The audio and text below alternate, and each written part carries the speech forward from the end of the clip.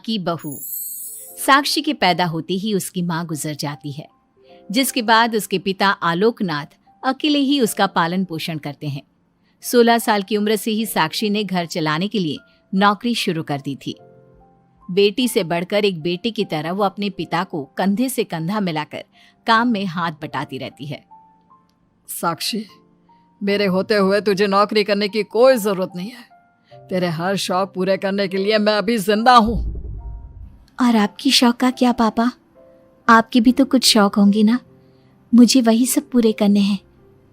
मेरे शौक का क्या बेटा, मैं तो बूढ़ा हो चुका हूँ।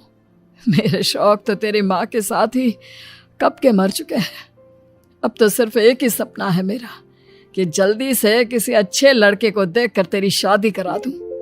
क्या पापा, आपकी हर बात मेरी शादी पर आकर ही क्यों अटक जाती है?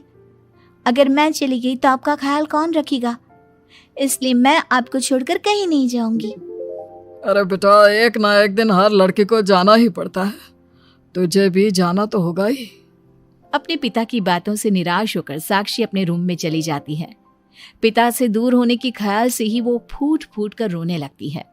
कुछ दिनों के बाद, आलोकनाथ जी, हमारी नजर में एक लड़का है। उसके पास बंगला, कार, सब कुछ है। सुना है करोड़पति लोग हैं वो। आप कहे तो आपकी बेटी के लिए बात करूं? अरे लेकिन हमारे इतने बड़े परिवार में अपनी बेटी ब्याहने की हैसियत नहीं है। उन सब की चिंता मत कीजिए। उन लोगों को दहेज वगैरह कुछ नहीं चाहिए। वो लोग तो सिर्फ अपने परिवार के लिए गुणी और संस्कारों से परिपूर्ण बहू चाहते हैं। अगर ऐसी बात है तो आप उन लोगों से मेरी बेटी के बारे में बात कीजिए। मेरी बेटी में वो सभी गुण हैं जो वो अपने परिवार की बहू के लिए चाहते हैं। इस तरह वो साक्षी का रिश्ता लेकर अर्जुन नाम के लड़की के परिवार के पास जाता है। साक्षी की फोटो देखकर लड़के वाले उसे झट से पसंद कर लेते हैं, जिसके बाद अर्जुन के परिवार वाले साक्षी को देखने उसके घर पहुंचते हैं।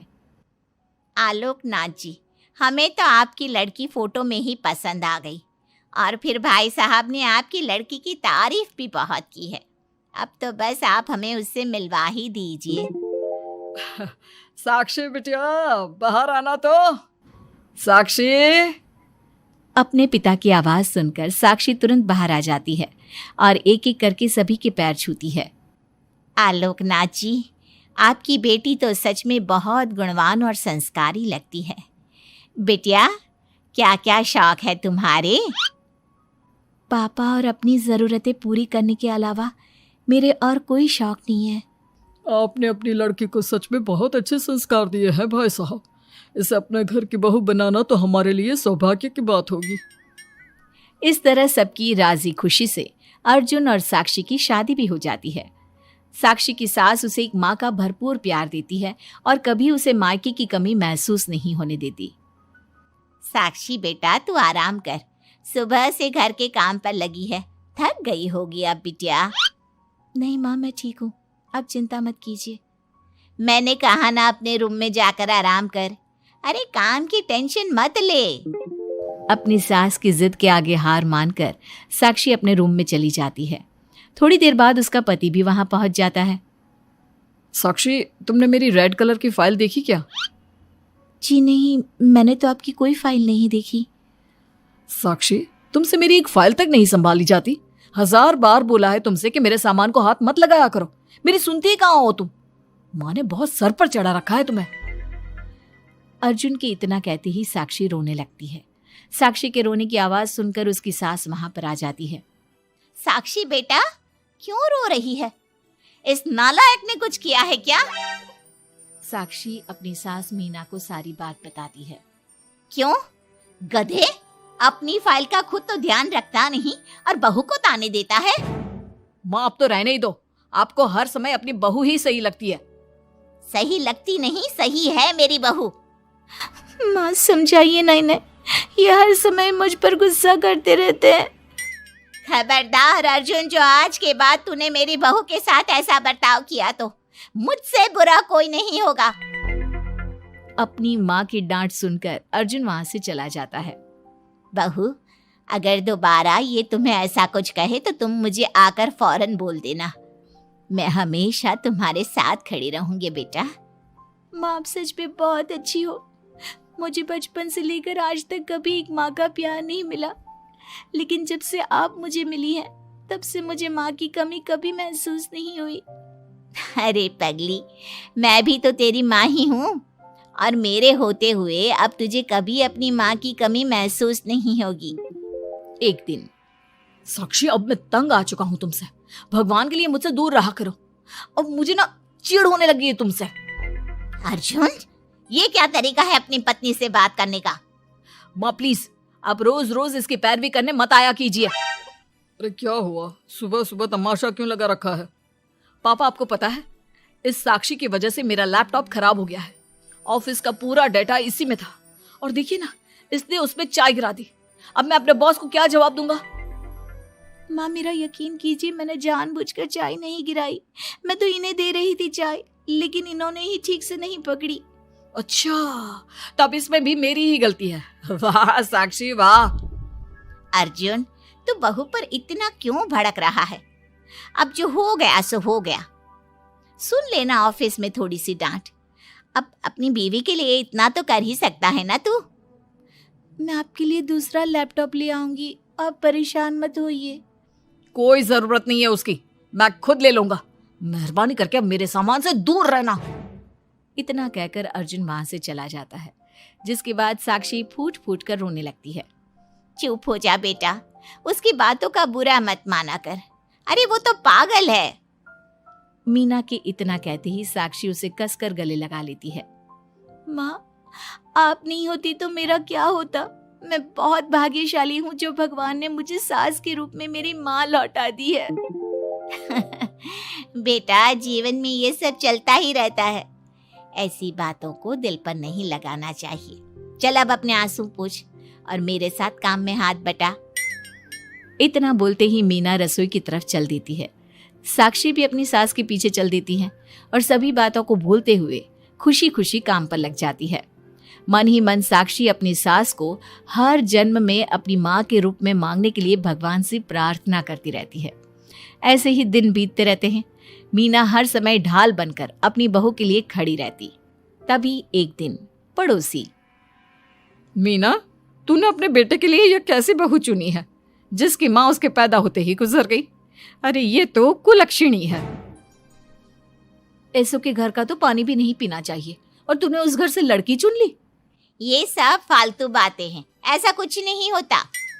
मीना, तूने उस बिन माँ की बहू को बहुत सर पर चढ़ा कर रखा है। अभी भी वक्त है, संभाल ले उसे। कहीं ऐसा ना हो कि तेरे हाथों से फिसल जाए तेरी बहू। ये तुम लोग क्या बोल रही हो? मेरी बहू बाकी बहू जैसी नहीं है। वो तो कोहिनूर से भी कीमती है मेरे लिए। हमारा काम था तुझे समझाना।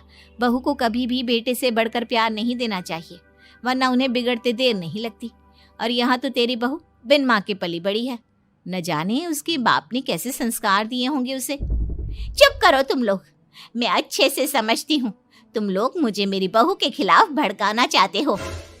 देख मीना, हम तेरी सहेलियां हैं, तुझे भड़काकर हमें कुछ नहीं मिलने वाला, लेकिन बहू को इतना सर पर चढ़ाना ठीक नहीं। हमारा काम तो सिर्फ तुझे आगाह करने का था, बाकी मानना न मानना तेरी मर्जी। चल मीना, अब हम लोग चलते हैं, तू अपना ध्यान रखियो। इतना बोलकर सभी लोग वहां से चले जाते हैं, जिसके बाद मीना घंटों तक सोच में डूब जाती है और अपने बहू के प्रति इतनी सारी बातें सुनकर कहीं ना कहीं उसके मन में भी साक्षी के लिए हीन भावना जन्म लेती है। तभी वहां पर साक्षी भी आ जाती है। माँ जी, ये लीजिए चाय। रख दे और जा। क्या हुआ माँ जी, आप कुछ उखड़ी उखड़ी सी लग रही हैं। कहाँ ना जा यहाँ से, एक बार में तुझे सुनाई नहीं देता क्या? अपनी सास का बदला सा व्यवहार देख साक्षी तुरंत वहां से चली जाती है। अगले दिन, बहू, बहू, कहाँ चली गई? साक्षी! जी माँ जी। ये क्या, घर इतना गंदा कैसे हो रखा है? कभी हाथ पैर भी मार लिया कर इधर उधर। वैसे तो सारा दिन घर में नाचती रहती है। मैं अभी पूरा घर अच्छे से साफ कर देती हूँ माँ जी। एक हाथ में झाड़ू और दूसरे हाथ में बाल्टी लिए साक्षी चुपचाप घर के कामों में लग जाती है। शाम में, साक्षी, ऑफिस में मेरी कल बहुत जरूरी मीटिंग है, मेरे कुछ कपड़े प्रेस कर दो, मुझे कल जल्दी निकलना है। जी अभी कर देती हूँ। साक्षी अर्जुन के कपड़े प्रेस कर ही रही होती है, तभी उसके ससुर उसे आवाज लगा देते हैं, जिस पर वो भागते हुए उनके पास जाती है। और थोड़ी देर बाद जब रूम में आती है तो वो देखती है कि अर्जुन के कपड़े बुरी तरह से जल चुके थे। मैंने कहा था ना तुमसे कि कल ऑफिस के मीटिंग में मुझे यही कपड़े पहनने हैं, उसके बाद भी तुमने मेरे कपड़े जला दिए। मुझे माफ कर दीजिए, मुझसे गलती हो गई। ये कोई छोटी मोटी गलती नहीं है, समझ में आ रहा है तुम्हें? शोर की आवाज सुनकर अभय और मीना भी वहां पहुंच जाते हैं। क्या हुआ, तुम दोनों लड़ क्यों रहे हो? पापा देखिए ना, इसने मेरी नई शर्ट जला दी जो मैं कल मीटिंग में पहनने वाला था। बेटा उसे मैंने ही आवाज दी थी, इसलिए वो शायद जल्दबाजी में प्रेस का बटन बंद करना भूल गई होगी। पापा अब आप भी माँ की तरह इसका साथ दे रहे हैं। अर्जुन, इस बार तू सही है और बहू गलत। आखिर वो इतनी लापरवाह हो कैसे सकती है? माँ जी प्लीज मुझे माफ कर दीजिए। अब तुम्हारी सजा ये है कि अभी और इसी वक्त तुम मेरे बेटे के लिए हूबहू ऐसी ही शर्ट ढूंढ कर ले आओ। जाओ। तुम्हारा दिमाग खराब हो गया है क्या? इस समय कहाँ जाएगी हमारी बहू? और अब तो सारी दुकानें भी बंद होने वाली होंगी। अगर दुकानें बंद हो भी गई होंगी तो उसे खुलवाकर मेरे बेटे के लिए शर्ट लेकर आओ। माँ रहने दीजिए, इन सब की कोई जरूरत नहीं है। पापा ठीक कह रहे हैं, इस समय कहाँ जाएगी ये? मैं कोई दूसरा शर्ट पहन लेता हूँ। मैंने जो कह दिया सो कह दिया। अब गलती इसने की है तो सुधारना भी इसे ही पड़ेगा। जाकर शर्ट लेकर आओ। मीना की बातें सुनकर साक्षी रोते हुए वहां से चली जाती है और रात के 10 बजे तक पति के लिए दुकानों पर जाकर कपड़े ढूंढती रहती है। थक हार कर करीब 12 बजे साक्षी कपड़े लेकर घर पहुंचती है। अर्जुन की ऑफिस के मीटिंग के लिए तुम्हें हूबहू वैसे ही कपड़े मिले या नहीं? ये रहे कपड़े मम्मी जी।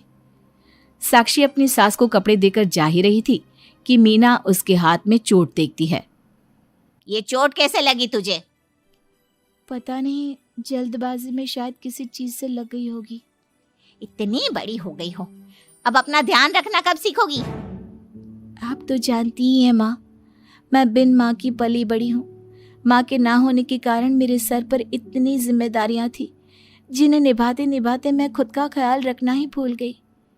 लेकिन आप जानती हैं माँ, मुझे अब भगवान से कोई गिले शिकवे नहीं है, क्योंकि भले ही उन्होंने मुझसे एक माँ छीनी है, लेकिन उन्होंने आपको मुझे दिया है और अब आप ही मेरी माँ हैं। इतना कहकर साक्षी माँ से चली जाती है।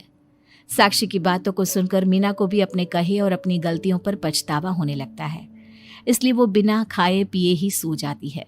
अगले दिन, माँ जी कल का सारा खाना तो ऐसे ही पड़ा है, आपने अच्छे से खाना नहीं खाया था क्या? मुझे भूख नहीं थी कल। साक्षी अपनी सास के दर्द को समझ जाती है और उसका हाथ पकड़ते हुए कहती है, चलिए माँ जी, मैंने आपके लिए आपकी फेवरेट छोले भटूरे बनाए हैं। आपने कल रात से कुछ नहीं खाया था ना, इसलिए सुबह उठते ही मैंने पहले आपके लिए खाना बनाया है। खाना तो तूने भी नहीं खाया होगा ना, चल जाकर पहले तू खा ले। माँ जी क्या हम साथ बैठकर खाना नहीं खा सकते प्लीज? बहुत दिन हो गए हैं। साक्षी के इस तरह बोलने से मीना का दिल पिघल जाता है और वो मान जाती है। साक्षी मीना के लिए खाना लगाती है, जिसका पहला निवाला मीना अपनी बहू को खिलाती है। मुझे माफ कर दे बेटा, मैं जानती हूँ पिछले कुछ दिनों से मैंने तुझे बहुत चोट पहुँचाई है, हो सके तो मुझे माफ कर देना। नहीं नहीं माँ जी, आपका पूरा हक है मुझे डांटने का। मुझे आपकी किसी भी बात का कभी बुरा नहीं लगा। अपनी सहेलियों की बातों में आकर मैंने अपने दिल में तेरे लिए नफरत पाल ली थी, लेकिन कल जब तुझे रोते बिलखते देखा तो मेरी ममता फिर से लौट आई। मुझे माफ कर दे बेटा, मैं एक अच्छी सास नहीं बन सकी। किसने कहा आपसे कि आप अच्छी सास नहीं हैं? आप तो वर्ल्ड की बेस्ट सास हो, और सच कहूं उससे भी बढ़कर बेस्ट बेस्ट बेस्ट बेस्ट मेरी माँ हो आप। इतना कहकर साक्षी अपनी सास को गले लगा लेती है और उसके बाद दोनों पहले की ही तरह हंसी खुशी साथ रहने लगते हैं।